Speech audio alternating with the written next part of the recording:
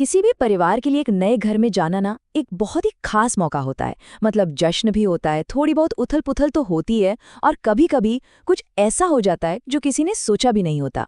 तो चलिए आज देखते हैं कि इस परिवार के लिए ये दिन कैसा बीता।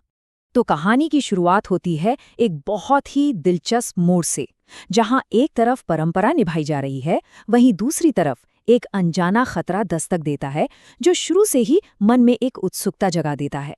सबसे पहले बात करते हैं दिन की शुरुआत की। सुबह का वक्त था और परिवार अपने नए घर में एक बहुत ही पुरानी और पवित्र परंपरा को निभा रहा था। जी हाँ, दिन की शुरुआत हुए एक बेहद खास रस्म से, कन्या पूजन। और ये इसलिए भी खास था क्योंकि इस नए घर में ये पहली बार हो रहा था।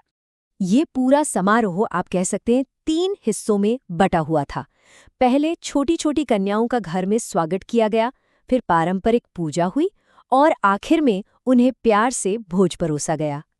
और पता है ये पल कितना खास था। इसमें वक्त का एक पूरा पहिया घूमता हुआ दिखता है।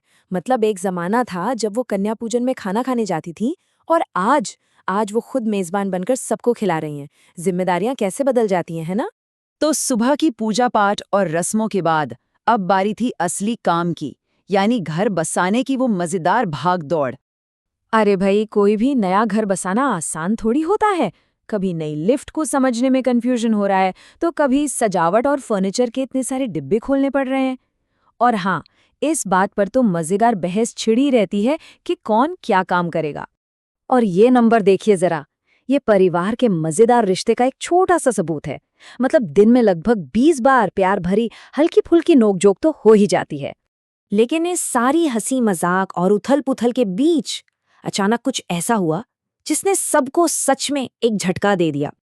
और यहीं से कहानी में एक बहुत बड़ा मोड़ आता है। ये सवाल दिन के सबसे बड़े चैलेंज की तरफ इशारा कर रहा है।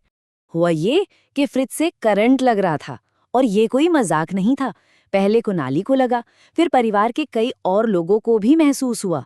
मतलब जो भी बिना जूते चप्पल के उसे छूता, उसे झटका लगता। और ये जो आप सुन रहे हैं, ये उस पल के असली डर और हैरानी को दिखाता है। ये कोई छोटी मोटी बात नहीं थी, ये वाकई हो रहा था।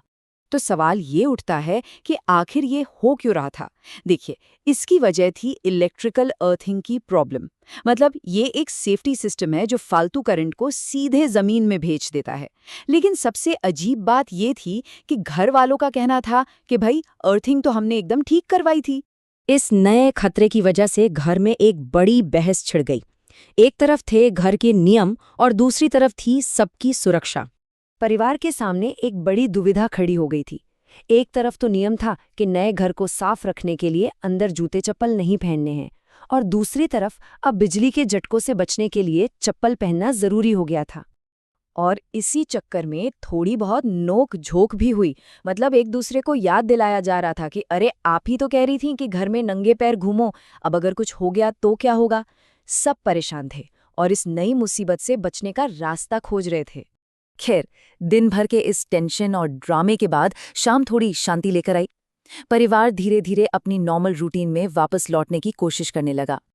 तो ये टाइमलाइन पूरे दिन की कहानी को एक नज़र में बयां करती है। दिन की शुरुआत हुई जश्न से, फिर आई दोपहर की उथल-पुथल, फिर शाम को सामने आया खतरा, और आखिर में रात आई सोचने और समझने के लिए। शाम होते होते घर का माहौल फिर से शांत हो गया। अब सबका ध्यान फ्रिज के करंट से हटकर बच्चों के होमवर्क पर आ गया था। जिंदगी कह सकते हैं धीरे धीरे वापस पटरी पर लौट रही थी। और ये पूरी कहानी हमें एक बहुत गहरे सवाल के साथ छोड़ जाती है। सोचिए, घर जिसे हम सबसे महफूज जगह मानते हैं, उसका सुकून कैसा लगता होगा जब वही जगह अचानक असुरक्षित महसूस होने लगे।